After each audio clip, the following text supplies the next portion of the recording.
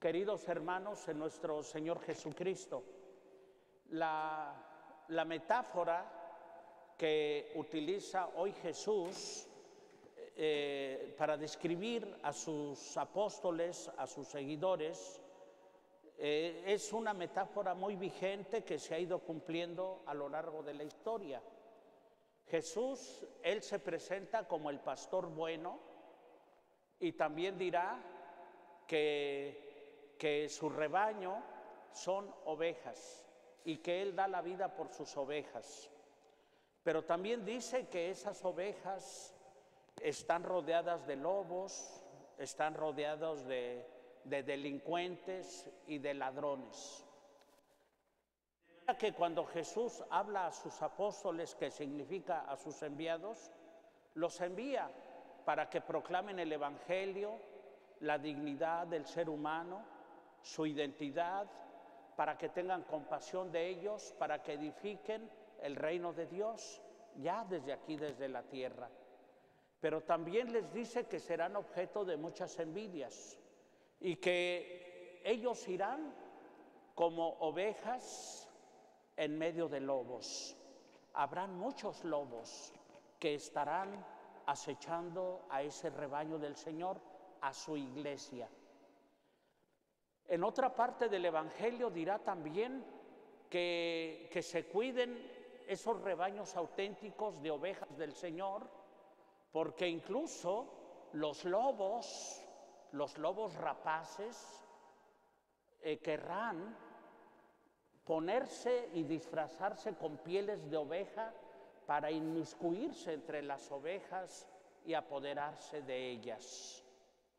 De una manera hipócrita, falsa, altanera, con un cierto aire de modernidad, en la historia ha habido rebaños que se han visto tremendamente acosados por los lobos. Y hoy la versión que se presenta con un tinte de modernidad y esto es que los lobos quieren vivir aparte de las ovejas. Pero esto es mentira, es una vil mentira. Los lobos no quieren vivir aparte de las ovejas, quieren apoderarse de las ovejas, quieren matarlas, aprovecharse de ellas. Y no les interesa la vida ni la seguridad de las ovejas, les interesa la lana de las ovejas, la carne de las ovejas y aprovecharse de ellas. Yo soy mexicano y por tanto pues amo mi tierra mexicana y vivo en California. Aquí vivimos en el área de Los Ángeles, tierra bendecida por Fray Junípero Serra y los padres franciscanos, bendito sea Dios, que vinieron a evangelizar estas tierras. Pero también quiero, como mexicano, expresar que los aullidos de los lobos presentan a un mundo que ellos han querido vivir aparte de las ovejas, pero esto es mentira. Habría que pensar un poquito en algunos momentos de la historia.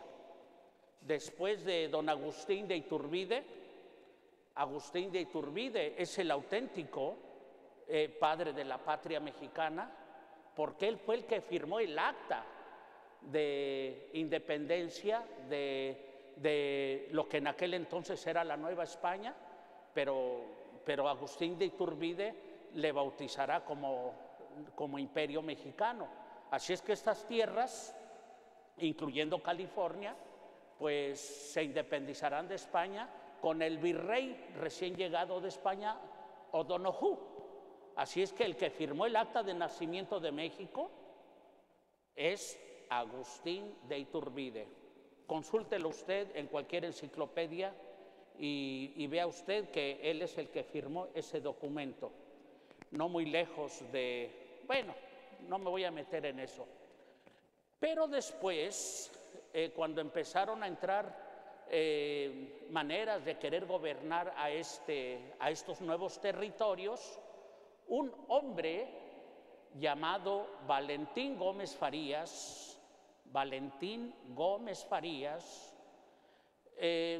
publicó unos decretos, siendo vicepresidente de México, en el que ellos, el nuevo gobierno, ya después de don Agustín de Iturbide, ellos crearían una Secretaría de Asuntos Religiosos, con papel membretado, con sello y con todo, como hoy la Secretaría de Salud o de Caminos y Puentes Federales. Valentín Gómez Farías quiso apoderarse del rebaño, apoderarse de la iglesia. Y entre las cosas que decía era: todos los sacerdotes, todos los obispos, todas las monjas y todos los monjecitos que rompan con la Iglesia de Roma, les vamos a dar una cantidad de dinero como indemnización, y aparte les vamos a dar un sueldo anual. Yo por ahí tengo una fotocopia de donde viene firmado por Valentín Gómez Farías, estos cositas que les prometían para que rompieran sus votos. Ya no tenían que hacer votos ni de castidad, ni de pobreza, ni obediencia. Sería una iglesia para él, al mando de él, una iglesia dependiente del Estado. Así pues, vorazmente se quisieron quedar con la iglesia. Entre los grandes consejeros de Valentín Gómez Farías estuvo un señor que se llamaba Benito Pablo, nacido en Oaxaca, que estudió leyes, que lo mantuvo un padrecito, que lo sacó de la nada. Dicen que era adivino y no es cierto. Él llegó sin saber hablar ni español allí con el padrecito. Y con el padrecito empezaron, mientras encuadernaban libros, el padrecito le enseñaba a leer latín.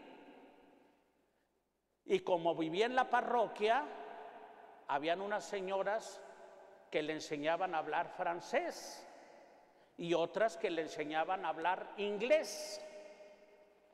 Este Pablito, Benito Pablo, ya ven que Pablito clavó un clavito en la calva de un calvito.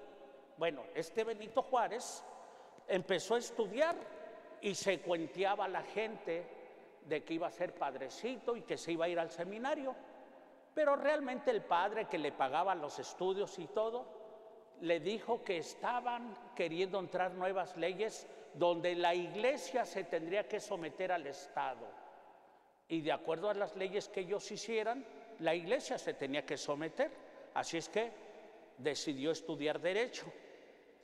Cuando estudiaba Derecho, ya que se licenció, que hizo licenciado, se fue a ayudarle a Valentín Gómez Farías.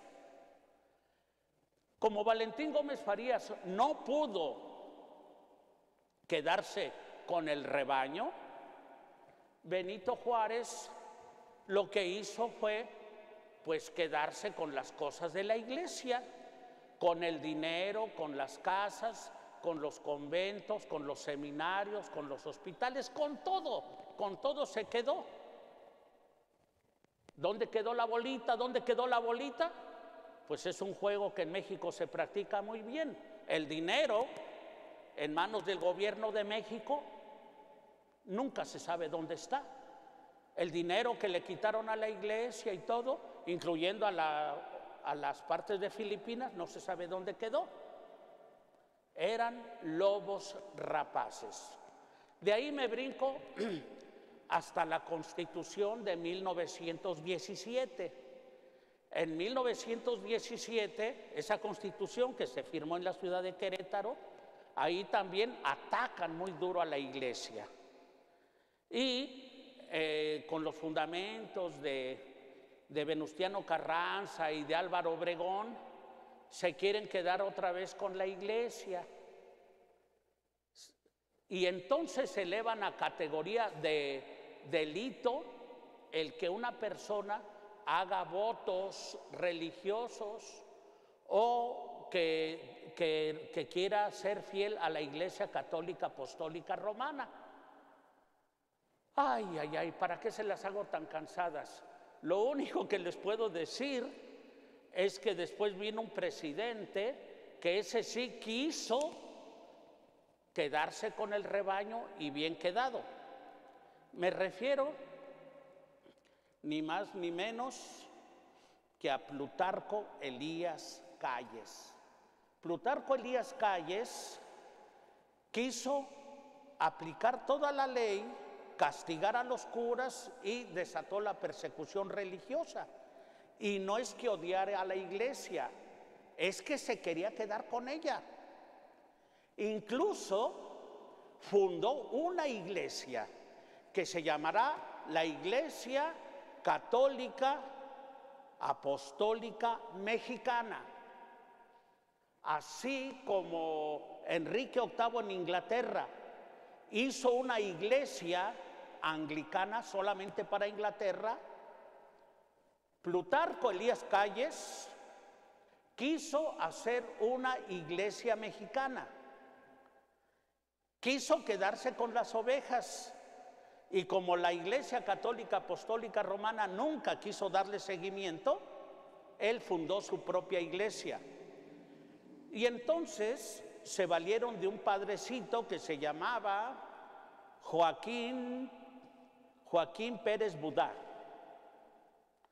Y un obispo rebelde de acá del área de los Estados Unidos lo ordenó sacerdote y quiso hacer su propia iglesia mexicana.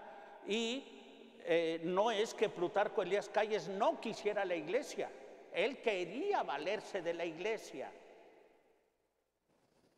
Y entonces ese padre, con una condición, le daba un dinero a ese padrecito, que juntara más padres y que hiciera una iglesia que le fuera fiel al gobierno.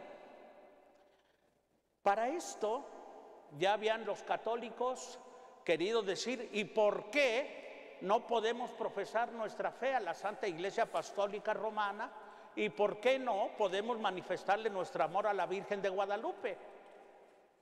Entonces, por ahí le pusieron a un hombre que llevara una bomba y querían destruir la imagen de la Virgen de Guadalupe y le puso dinamita. Todavía está ahí un Cristo retorcido, pero a la Virgen de Guadalupe no le pasó nada. Y total, en 1927 se desató lo que se va a llamar la Guerra Cristera. El gobierno del presidente de México quiso terminar con la iglesia. Perseguía a todos los curas, monjas y personas que profesaran la fe católica apostólica romana. Todavía mi abuelito Francisco Olvera Robles fue tiroteado por el gobierno de México. Profesar la fe católica era castigado con la vida. Y así por varios años. Así es que no fue fácil para las ovejas estar entre cuna de lobos. Lo digo, mis queridos hermanos, porque es mentira que el gobierno de México ha querido una división entre iglesia y Estado. No, ha querido controlar a la iglesia, nombrar a los sacerdotes, decir si se pueden o no emitir votos de castidad o si pueden o no tener hijos. Desgraciadamente, los lobos rapaces han querido acabar con la iglesia. Hoy por hoy, la versión que se dice mucho es que Benito Juárez tuvo una visión y que no es cierto. No es cierto. Él fue educado por un sacerdote. Él comió de lo que la iglesia le dio. La iglesia le enseñó a Benito Juárez, le enseñó latín, le enseñó francés y le enseñó inglés y también le enseñó a estudiar leyes. Ahora, que él quería ser el patriarca de la iglesia en México y que no pudo, nada más se pudo quedar con sus cosas, es otra cosa. De manera que se cumple lo que el Señor hoy nos dice: los mando como ovejas entre lobos. Hermanos, hoy por hoy no es diferente. También nosotros, para dar nuestro testimonio de fe, cristiano, católico, apostólico, romano, hay quien quiere que nos callemos, hay quien quiere que nos sometamos y que nos pongamos al servicio de algunos poderes fácticos y políticos. Y eso no se le puede impedir a ningún ser humano. Lo que nosotros los curas no hacemos es declararnos a favor de un personaje de la política, sino de haceres y objetivos políticos, que es diferente. Pero lo que es real, queridos hermanos, es que estamos llamados a dar testimonio como ovejas, pero estaremos entre lobos. Mucha gente nos va a criticar. Quizá no nos van a llevar a fusilar, no nos van a aplicar penas de cárcel por proclamar nuestra fe, pero sí se van a burlar de nosotros, se van a reír, y todo lo que tenga que ver con la fe lo van a hablar desde la burla, desde la mofa. Es ahí donde tendremos que aprender a sobreponernos y dar testimonio de nuestra fe en Cristo Jesús. En México pasó su gran prueba, pero no estoy seguro si pase hoy la prueba del desánimo y de la polarización que hay. No es posible que exista un pueblo que ama la fe, la religión, y que haya quien se burla de ella y simplemente por ser católico quieran pisotearte y limpiarse contigo sus zapatos y sus pies. De manera que Jesús nos dice: sean humildes,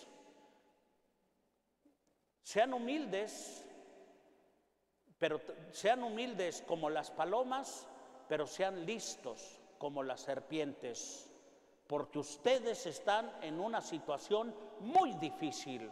Están como ovejas entre lobos. Y a mí me gustaría mucho que algún día desarrolláramos unos temas en donde viéramos cómo las ovejas del Señor el día de hoy tienen que estar navegando entre cuna de lobos y de lobos rapaces. Yo, que soy de México, que mi familia vive allá, hablar de cuestiones de religión y de fe es rodearse de los aullidos y ladridos de personas que dicen: tú, porque eres padrecito, quieres privilegios, quieres gobernar, quieres esto y lo otro. No, Señor, cuando yo estoy hablando de la vida, de la ética y de la moral, no estoy pidiendo nada que sea extraño a una ética sana y a un sentir claro de la fe y también de la cultura y de un mundo civilizado. Un pueblo que se divorcia de su fe y de su religión y de su pastor caerá fácilmente en la idolatría, como lo denuncia la primera lectura que hemos escuchado el día de hoy. Vamos a pedirle al pastor bueno que nos haga fuertes en la fe, que nos mande su espíritu para dar testimonio de ovejas del Señor, aunque estemos rodeados de lobos. Y cuídense, porque cuando aúllan los lobos, las ovejas tiemblan y corren peligro.